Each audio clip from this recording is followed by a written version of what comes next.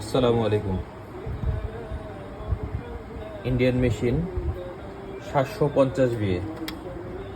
কোম্পানির নাম দেখাচ্ছি না, আমাদের দেশীয় কোনো ভাই ইম্পোর্ট করেছেন। দেখেন, এই হলো ট্রান্সফরমারের সাইজ, 2 ইঞ্চির মতো আছে। কি দিচ্ছে এটার ভিতরে?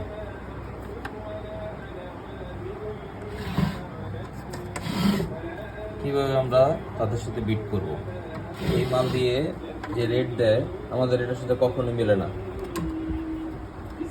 এই জন্যই তো আমাদের সাথে কাস্টমারের সাথে বনে না, আমরা সেল করতে পারি না, আমাদের রেট বেশি হয়। আমরা কপার দিয়েই করি, এটা অ্যালুমিনিয়ামের ট্রান্সফর্মার, তারপর আবার এত ছোট, এটা 750 বিএ ইম্পসিবল, এটা কখনো সম্ভব না।